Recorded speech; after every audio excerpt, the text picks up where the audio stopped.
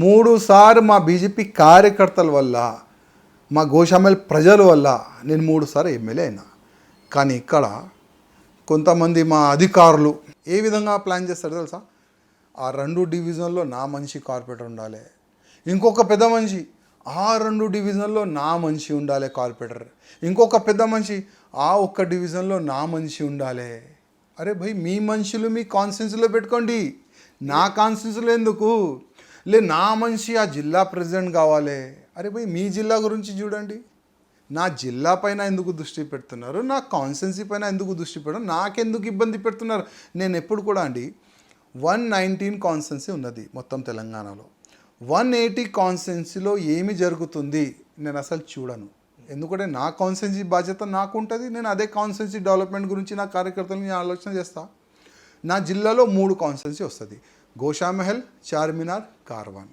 చార్మినార్, కార్వాన్లో ఏదైనా పెద్ద వ్యక్తి మా కిషన్ రెడ్డి గారు కూడా నిలబడితే గెలవరు. ఎందుకంటే 70% ముస్లిం వాళ్ళు ఉన్నారు చార్మినార్లో, కార్వాన్లో. ఇప్పుడు హిందూ ఎక్కువ మెజారిటీ ఒకటే ఒక కాన్స్టిట్యున్సీ, అది గోషామహల్ కాన్స్టిట్యున్సీ. 3సారి గెలుస్తున్నాం.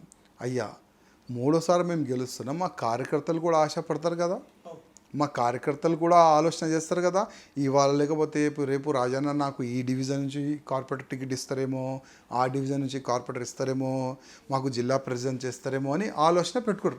నేను ప్రతిసారి నాకు అవమానం జరిగింది పార్టీలో. ప్రతిసారి ఏ రోజు మేము మా కార్యకర్తల లిస్ట్ ఇస్తే చింపాలే పక్క పెట్టాలి, ఏ రోజు మేము జిల్లా లిస్ట్ ఇస్తే అది చింపాలే పక్క పెట్టాలి. ఇదే జరిగింది 11 years.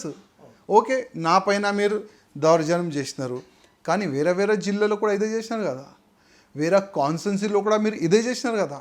దానివల్లే కదా ఇవాళ మా బీజేపీ ఎక్కడో వెళ్ళిపోయింది, ఏదో ఒక కోణంలో వెళ్ళిపోయింది. ఇవాళ కొంతమంది డప్పు కొడుతున్నారు, నెక్స్ట్ బీజేపీ గవర్నమెంట్ పక్కా. ఎట్లా పక్కా వస్తుంది భయ్? చూపెట్టండి. మీరు ఈ విధంగా ప్రతి ఒక్క కాన్స్టిట్యున్సీలో నా మనిషి, నా జిల్లాలో నా మనిషి అంటే బీజేపీ గవర్నమెంట్ వస్తుందా?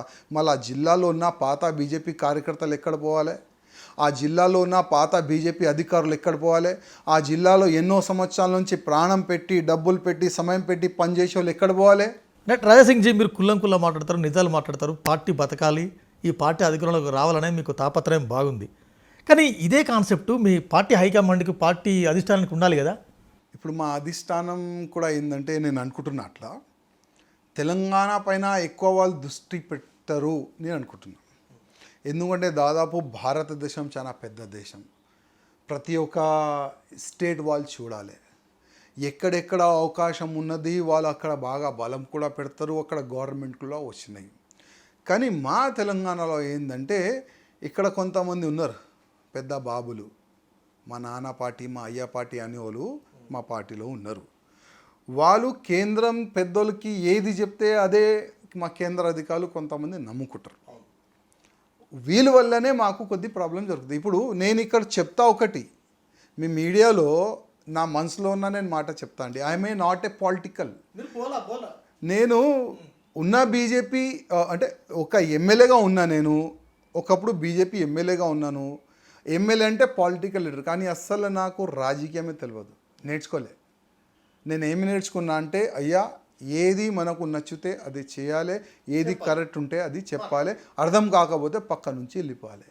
ఇదే నాకు అర్థమవుతుంది. ఇప్పుడు నా కాన్స్టిట్యున్సీలో ఒక చాలా మంది పెద్ద పెద్ద ఆశలు తీసుకొని నా దగ్గర వస్తారు. నేను ఒకటే చెప్తా, భయ్యా ఈ వర్క్ నాతో అవుతుంది, ఈ వర్క్ నాతో కాదు.